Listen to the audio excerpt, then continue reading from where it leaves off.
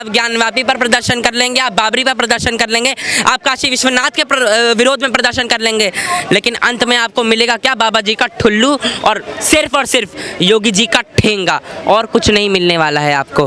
बात रही इनके प्रदर्शनों की, तो इन्होंने प्रदर्शन CA NRC पर भी किया था, इन्होंने प्रदर्शन हर एक चीज़ पर किया है, इनके प्रदर्शन हर चीज़ पर होते हैं, लेकिन 1991 के एक्ट को याद कर लेते हैं ये 2 मिनट में बाबरी मस्जिद डिमोलिशन वाले एक्ट को याद करके। लेकिन जब CA के एक्ट की पालनकर्ता की बात आती है तो हजारों मुस्लिम महिलाएं एक साथ सड़कों पर आकर पागलों की तरह इकट्ठी हो जाती हैं और हजारों बांग्लादेशी एक साथ इकट्ठे हो जाते हैं। तो अगर आप कानून का पालन करते तो और विरोध प्रदर्शन ना करते और अच्छे से संवैधानिक रूप से रहते तो ना अकबरुद्दीन ओवैसी इस देश में रहने लायक होते, ना तौकीर रजा कुत्तों की तरह आज भौंकते। लेकिन जिस तरह से शिवलिंग को फव्वारा कहा जा रहा है, कैसे देखते हो? देखिए, बड़े अच्छे आर्किटेक्ट होते थे मुगल एम्पायर के। अच्छा। 400 साल से आपका फव्वारा नॉन स्टॉप चल रहा है। एक बार को ताजमहल मांग लेता है, क्या कहते हैं, आपका नीडेस्ट। एक बार आपको क्या कहते हैं, आपका जो भी मॉन्यूमेंट है दुनिया के सातों मॉन्यूमेंट में हर कोई एक के बाद एक, चाहे वो 10 साल में मांगे, 15 साल में मांगे, एक बार आपका मरम्मत मांग ही लेता है। लेकिन 400 सालों से वहाँ पर एक ही फव्वारा चलता आ रहा है, ये अपने आप में बहुत अच्छी बात है और हमें तो मुगलों की तारीफ करनी चाहिए। लेकिन हमें ये भी बताना चाहिए कि शिवलिंग पर वजू करोगे ना, तो जिस हाथ पैर से वजू करोगे वो भी सलामत नहीं रहेंगे, ये भी याद रखना। लेकिन नैन, ये मामले को लेकर राजनीति बड़ी तेज हो गई है कि बीजेपी करवा रही है सब ये। देखिए, मैं भाजपा का प्रवक्ता नहीं हूं जो इस बात का जवाब दूंगा। जितनी बातें पेलनी थी आपने पेल दी। आप भाजपा पर आरोप लगा कर थक जाएंगे, लेकिन अखिलेश की नाक टेढ़ी की टेढ़ी रहेगी। राहुल गांधी को बुद्धि फिर भी नहीं आनी है, सोनिया गांधी फिर भी भारत को बहुत बोलेंगी।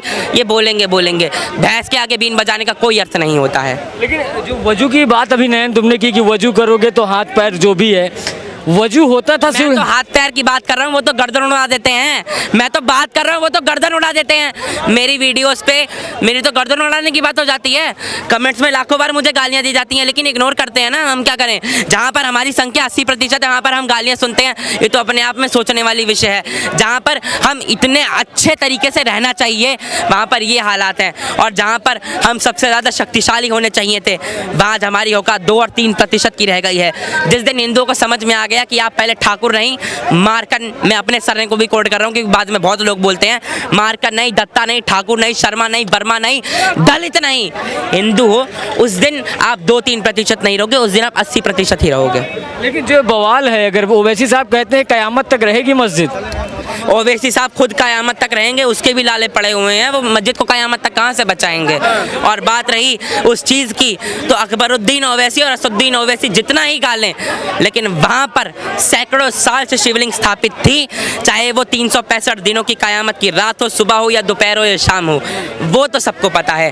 बात रही मस्जिद की, तो कयामत के 2 दिन और झेल लीजिए अखिलेश यादव जी, असदुद्दीन ओवैसी जी, उसके बाद आपकी मस्जिद 72 हूरों के सपनों में और आपकी अच्छी सी रोमांटिक रातों में नजर आएगी, क्योंकि आपके 14 बच्चे उसी के बाद होते हैं। एक बात मैं ले लेता हूँ, सबसे बड़ी बात यह है जो पूरा मामला है इस समय, राजनीतिक नेता भी आ गए। अखिलेश यादव कह रहे हैं कि एक पत्थर रख दीजिए, चुनरी चढ़ा दिए, झंडा लगा दीजिए पेड़ के नीचे, वहीं मंदिर हो जाता है। आप एक हरी चादर बिछा दीजिए, सीमेंट गाड़ दीजिए, वहीं मज़ार हो जाती है। बहुत अच्छा सवाल है और बहुत अच्छा जवाब दिया है मैंने, क्योंकि आप यहाँ पे हरी चादर बिछा दो, यहाँ पे मेरी हरी टी-शर्ट, आप यहाँ पे किसी की भी हरी टी-शर्ट उठा के मैं ऐसे ही पटक दूंगा, उसके ऊपर अपनी जेब से 10 रुपए निकाल के रख दूंगा, ये रहे ये पैसे, ये डालूंगा मैं, और यहाँ पर रख दिए मैंने पैसे, बन गई मज़ार। ये भी तो इनका है, पहले खुद पे तो कंट्रोल करें। और बात रही मस्जिद की, तो क़यामत की रात तक वहाँ मस्जिद नहीं थी अखिलेश यादव जी, और क़यामत की रात तक वहाँ असदुद्दीन ओवैसी। तुम भी 200 साल 300 साल पहले ही क़यामत के आए हो। तुम्हारे बाप दादा भी शायद हिंदू ही थे, चाहे वो असदुद्दीन ओवैसी के 13वीं पीढ़ी। इनके खुद की किताब the founder of Asaduddin Owaisi के पेज नंबर 768 के दूसरे अध्याय में क्या लिखा है कि मेरे 13वें दादा, जो मतलब दादाजी के दादाजी की 13वीं पीढ़ी थी, वो खुद हिंदू थे। तो आप अपनी किताब में ये बात लिख के मतलब खुद ही बकवास पेल रहे हैं, ये तो अपने आप में हास्यवर्धक बात है। और हमारे देश में भी एक शर्मनाक बात है, हमारे देश के जितने भी दर्शक यहाँ पे खड़े होकर ये तमाशा देख रहे हैं ना, मैं तमाशा ही कहूँगा, क्योंकि हम हिंदुस्तान में रहकर ये बातें कर रहे हैं, इतनी देर में शायद अगर हम पाकिस्तान में होते और हम ये बातें पेलते तो हमारी गर्दन उड़ जाती। नैन, एक बात आती है कि जिस तरह से ज्ञानवापी में शिवलिंग मिला है, वजू किया जा रहा था वहाँ पर, खासकर वजू को लेकर जो हिंदू समाज में नाराज़गी है कि आखिरकार हमारे आराध्य के साथ ऐसा खिलवाड़ क्यों, कैसे देखते हो इसको? मैंने एक ट्वीट किया था, बड़ा हंगामा मचा था, 1 लाख से ज़्यादा लाइक आए थे। उस ट्वीट का नाम था कि मैंने रघुनाथ के लिए तो 500 साल इंतज़ार कर लिया, लेकिन देवादिदेव महादेव के लिए 5 दिन भी इंतज़ार नहीं करूँगा। वो दोबारा बोलता हूँ कि रघुनाथ जी के लिए तो 500 साल इंतज़ार कर लिया, लेकिन देवादिदेव महादेव के लिए 5 दिन भी इंतज़ार नहीं करूँगा। और जो तुमने कोर्ट पर सवाल उठाया, तो याद रखना, जिस तरीके से हमने तेजस्वी सूर्या जी के नेतृत्व में भारतीय जनता युवा मोर्चा ने उनके घर के आगे पोता था ना रंग, वैसे ही असदुद्दीन ओवैसी के मुंह पर भी पोतेंगे, क्योंकि इस देश में अगर आपने ये बात करी तो आपके मुंह पर भी ये तमाचा अवश्य पड़ेगा। लेकिन ओवैसी साहब तो कहते हैं कि बाबरी ले लिया, ज्ञानवापी के नंबर है, अगली बार मथुरा का नंबर है। 6 लाख का नंबर है, 3 का कहाँ गिन रहे हैं वो? हर मस्जिद के नीचे एक मंदिर है, 6 लाख हैं। देश में सबसे ज़्यादा मस्जिद हिंदुस्तान में कैसे हो सकते हैं जहाँ की आबादी 20% मुसलमानों की है, और 20% भी नहीं है। आधिकारिक तौर पे गवर्नमेंट का डाटा 14.5% का है, तो 14.5% की आबादी में 6 लाख मस्जिद हो कैसे सकते हैं, ये भी अपने आप में है। ये 6 करोड़ बांग्लादेशी जो अवैध जहांगीरपुरी में उत्पाद मचाते हैं ना, असदुद्दीन ओवैसी आकर थोड़ा बुलडोजर का सहयोग कर देते ना, तो ये कचरा भी देश से बाहर हो जाता। लेकिन हाँ, उनकी रोटियों के लाले पड़ जाते, ये भी अलग बात है। बहुत सारे नेता इस समय इकट्ठा हो गए इस मामले को लेकर, विरोध पे उतरे हुए हैं कि अल्पसंख्यक बड़ा प्रताड़ित हो रहा है जब से बीजेपी आई। बहुत अल्पसंख्यक प्रताड़ित हो रहे हैं साहब, बहुत ज़्यादा। 35% आवास अल्पसंख्यकों को मिल गए। कितना अल्पसंख्यक प्रताड़ित होगा? 200 रुपये अभी सिलेंडर के दाम कम हो गए, फिर हल्ला मचाते। अभी जिन्होंने यहाँ पे खड़े हुए लोग हैं उनको बता दो, 200 रुपये सिलेंडर का दाम कम हो चुका है, 9 रुपये पेट्रोल डीजल का दाम कम, 9 रुपये पेट्रोल का दाम कम हो चुका है।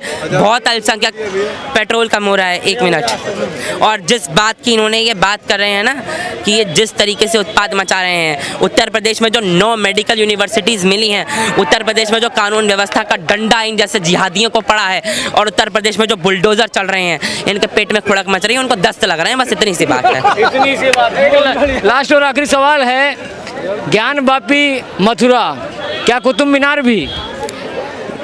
गलत बोल रहे हैं आप, कुतुब मीनार नहीं, विष्णु स्तंभ।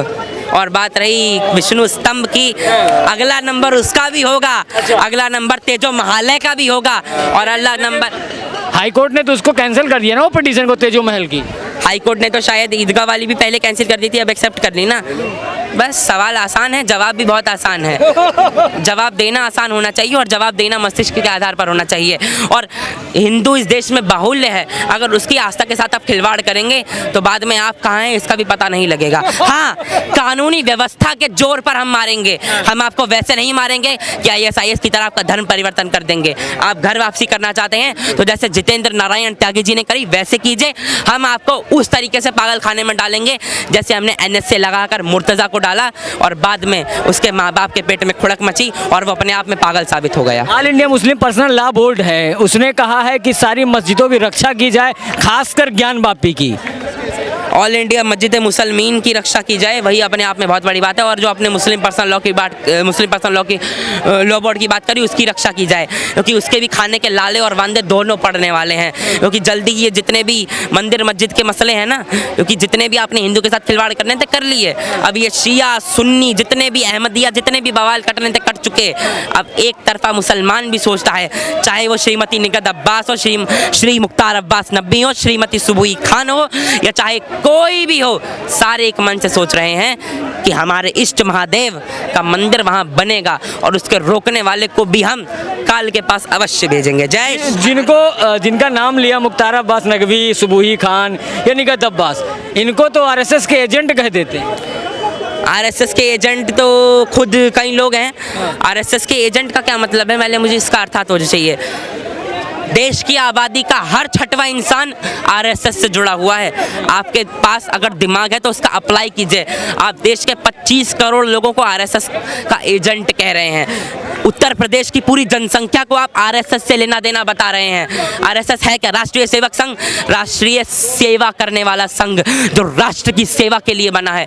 उसके ऊपर उंगली उठाएंगे तो उंगली यूं भी हो जाएगी, ये भी याद रखिएगा।